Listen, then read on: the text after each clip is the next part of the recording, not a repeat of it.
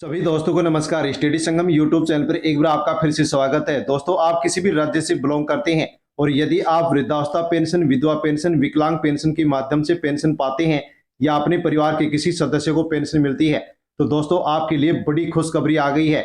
हाँ साथियों, आप सही सुन पा रहे हैं। दोस्तों, ये वीडियो आपके लिए बहुत ही खास होने वाला है, इसलिए दोस्तों अवश्य ही आप वीडियो को एंड तक जरूर देखें और पूरी जानकारी लें।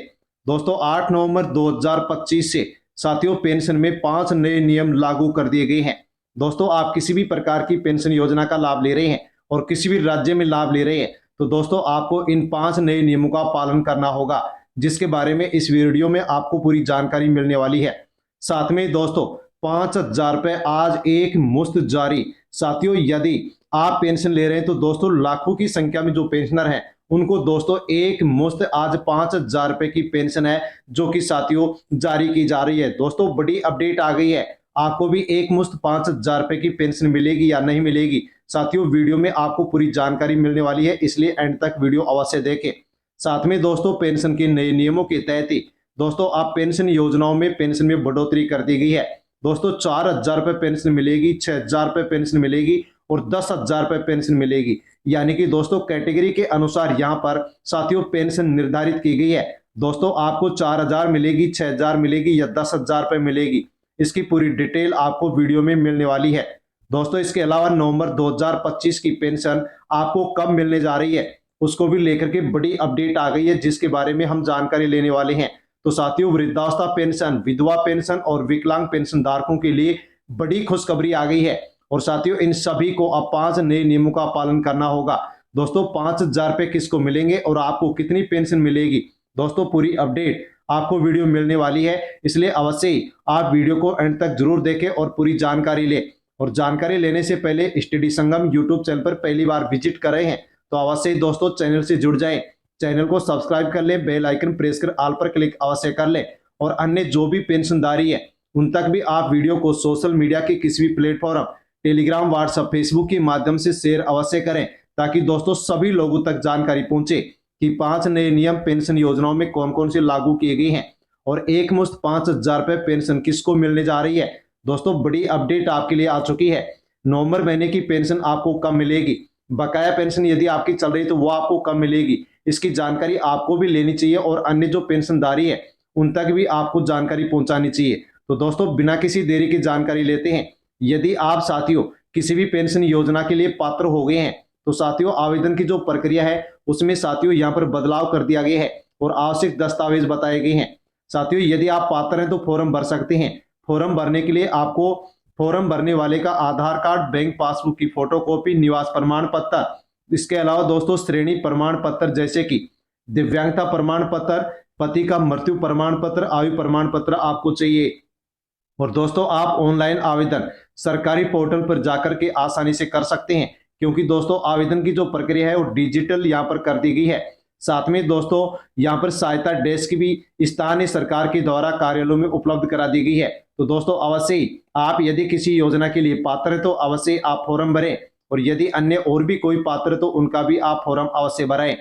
केंद्र सरकार का साथियों ये जो निर्णय है ये समाज के कमजोर वर्ग, जरूरतमंद वर्गों के लिए एक बड़ी राहत लेकर के आया है। बढ़ी हुई पेंशन राशि से लाखों बुजुर्गों, विधवा महिलाओं और दिव्यांग व्यक्तियों की आर्थिक स्थिति में सुधार होगा। ये कदम न केवल सामाजिक न्याय की दिशा में एक महत्वपूर्ण पहल होगा, बल्कि देश की सामाजिक सुरक्षा प्रणाली को और अधिक सशक्त बनाने की दिशा में दोस्तों मील का पत्थर साबित होगा। लाखों लाभार्थियों को मिलेगा साथियों इसका सीधा लाभ। सरकार के इस निर्णय से देश भर के लाखों परिवारों को प्रत्यक्ष आर्थिक राहत मिलेगी। पहले राज्यों के बीच साथियों पेंशन राशि को लेकर के असमानता थी। कुछ राज्यों में पेंशन 1,000 रुपए तो कुछ में 3,000 रुपए प्रति माह दी जा रही थी। नई केंद्रीय योजना के लागू होने से ये असमानता समाप्त होगी और सभी राज्यों में सभी लाभार्थियों को समान पेंशन मिलेगी। इससे समाज के आर्थिक रूप से कमजोर वर्गों में साथियों जो वित्तीय स्थिरता है वो भी आने वाली है।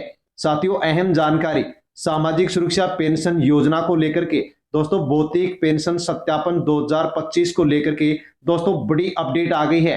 हाँ साथियों, सामाजिक सुरक्षा पेंशन योजना के माध्यम से वृद्धावस्था पेंशन, विकलांग पेंशन, विधवा पेंशन आप पा रहे हैं तो दोस्तों आपको सत्यापन करवाना होगा। साथियों सरकार की ओर से शुरू कर दिया गया है। चलो सत्यापन करने, नहीं तो पेंशन बंद हो जाएगी।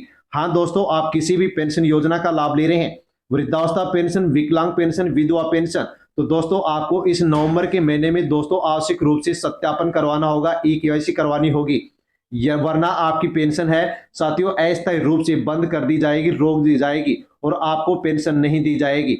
जिन लोगों ने सत्यापन नहीं करवाया था उनकी पेंशन अस्थायी रूप से रोक दी गई थी, लेकिन अब अगर आपने सत्यापन करवा दिया है तो आपके लिए दोस्तों बड़ी खुशखबरी आ गई है।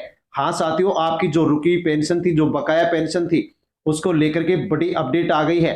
सरकार की ओर से बकाया पेंशन एक साथ 5,000 रुपए तक जारी की जा रही है। वहीं नवंबर महीने की पेंशन का बिल अभी तक बनकर के तैयार नहीं हुआ है, लेकिन दोस्तों अक्टूबर महीने की पेंशन, जिन पेंशन धारकों का अक्टूबर महीने की पेंशन का बिल बन गया था साथियों, उन्हें 15 से 20 नवंबर के बीच अक्टूबर महीने की जो पेंशन है वो साथियों पेंशन विभाग की ओर से ट्रांसफर की जाएगी। तो दोस्तों अगर आपने अभी तक सत्यापन नहीं करवाया है तो जल्द से जल्द सत्यापन करवा लीजिए, ताकि आपकी भी अगली किस्त और बकाया पेंशन सही समय पर आपके बैंक खाते में ट्रांसफर हो सके। दोस्तों यदि आप ई केवाईसी या सत्यापन नहीं करवाएंगे तो आपकी जो पेंशन है वो अस्थायी रूप से रोक दी जाएगी और उसको फिर से शुरू करने के लिए आपको अनेक कार्यालयों के चक्कर काटने पड़ेंगे। दोस्तों पूरी तरह डिजिटल आवेदन प्रक्रिया से मिलेगी पारदर्शिता। हाँ साथियों, अब डिजिटल प्रक्रिया पेंशन योजनाओं में लागू कर दी गई है। साथियों यहाँ पर बताया गया है कि यदि आप किसी भी प्रकार से फॉर्म भरना चाहते हैं या अन्य कोई जानकारी लेना चाहते हैं, या आप अपनी पेंशन योजना में साथियों आप अपने फॉर्म को लेकर के कोई अपडेट करना चाहते हैं, तो अब आपको यहाँ पर दफ्तरों के चक्कर नहीं काटने पड़ेंगे। मोबाइल या कंप्यूटर पर घर बैठे आसानी से दोस्तों आप जो डिजिटल सुविधा शुरू की गई है इसके माध्यम से आप लाभ ले सकते हैं। डीबीटी प्रणाली से पेंशन सीधे खाते में आपके अकाउंट में पहुंचेगी और बिचौलियों का यहाँ पर भूमिका है वो समाप्त हो गई है। केंद्र सरकार ने निश्चित किया है कि पेंशन की राशि सीधे लाभार्थी के बैंक खाते में पहुंचेगी। इसके लिए आधार कार्ड, आपका आधार कार्ड बैंक खाते से लिंक होना चाहिए। यदि लिंक नहीं है तो पेंशन नहीं पहुंचेगी, इसलिए आधार कार्ड को साथियों आप बैंक खाते से लिंक करवा लें।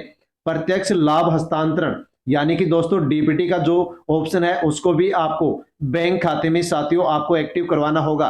यदि आप एक्टिव नहीं करवाते हैं तो दोस्तों ये सुविधा आपको नहीं मिलेगी, आपकी पेंशन आपके अकाउंट में नहीं आएगी और अस्थायी रूप से आपकी पेंशन को रोक दिया जाएगा। क्योंकि दोस्तों यदि डीबीटी का ऑप्शन एक्टिव नहीं होता है तो पेंशन बैंक खाते में नहीं डल पाती है। महंगाई के दौर में राहत की सांस साथियों सरकार की ओर से पेंशन धारकों को दे दी गई है। खाद्य पदार्थों, साथ में दोस्तों दवाई, स्वास्थ्य सेवाओं की कीमतों में लगातार वृद्धि के बीच ये बढ़ी हुई पेंशन राशि करोड़ों बुजुर्गों, विधवा महिलाओं के लिए राहत का काम करेगी। ग्रामीण और निम्न आय वर्ग के परिवार जो अपनी जीविका के लिए पूरी तरह से पेंशन पर निर्भर हैं, अब अपनी आवश्यकताओं को बेहतर ढंग से पूरा कर सकेंगे। विशेषज्ञों के अनुसार ये निर्णय सामाजिक सुरक्षा के क्षेत्र में सरकार की एक ऐतिहासिक पहल मानी जा रही है, यानी कि दोस्तों पेंशन राशि में बढ़ोतरी कर दी गई है। सरकार का क्या उद्देश्य है और भावी दिशा यहाँ पर क्या बता रही है, तो साथियों केंद्र सरकार का स्पष्ट उद्देश्य है कि देश का कोई भी नागरिक आर्थिक कमी के कारण अपनी मूलभूत आवश्यकताओं से वंचित न रहे। इस योजना के सफल क्रियान्वयन के बाद सरकार अन्य कल्याणकारी योजनाओं में भी सुधार और विस्तार की दिशा में कदम बढ़ाएगी। भविष्य में सरकार का लक्ष्य है कि अधिक से अधिक जरूरतमंदों को पेंशन योजना के दायरे में लाया जाए, ताकि सामाजिक सुरक्षा का दायरा व्यापक हो सके और जो भी पात्र लोग हैं उनको पेंशन मिल सके और जो अपात्र लोग हैं उनको पेंशन नहीं दी जाए। साथियों लगातार बढ़ती महंगाई और बदलती आर्थिक परिस्थितियों के बीच केंद्र सरकार ने समाज के कमजोर वर्गों को राहत देने के लिए एक बड़ा निर्णय लिया है। सरकार ने विधवा महिलाओं, वरिष्ठ नागरिकों और दिव्यांग व्यक्तियों की पेंशन राशि बढ़ाने का फैसला किया है। साथियों नई व्यवस्था के तहत अब विधवा महिलाओं को और 60 वर्ष से अधिक उम्र के जो वरिष्ठ नागरिक महिला पुरुष हैं उनको 4,000 रुपए प्रत्येक महीने पेंशन दी जाएगी, जबकि दोस्तों दिव्यांग व्यक्तियों को 6,000 से लेकर के 10,000 रुपए प्रत्येक महीने पेंशन दी जाएगी। हाँ साथियों, यहाँ पर पेंशन बढ़ोतरी को लेकर के अनेक संगठनों के द्वारा मांग भी की जा रही है और सरकार भी इसके ऊपर विचार कर रही है कि पेंशन धारकों की पेंशन में बढ़ोतरी की जाए। लेकिन दोस्तों यहाँ पर एक और यहाँ पर साथियों एक रिपोर्ट आई है जिसके बारे में भी आपको जानना बेहद जरूरी है। साथियों इस रिपोर्ट में दावा किया जा रहा है कि यदि इसी प्रकार से सभी राज्य पेंशन योजनाओं के माध्यम से जरूरतमंदों को पेंशन देंगे या फिर महिलाओं के अकाउंट में राशि ट्रांसफर करेंगे तो राज्यों की जो आर्थिक स्थिति है वो बिगड़ जाएगी। दोस्तों देख सकते हैं कि थिंक टैंक का यहाँ पर दावा है कि चालू वित्त वर्ष में 12 राज्य 1.68 लाख करोड़ रुपए जारी करने जा रहे हैं।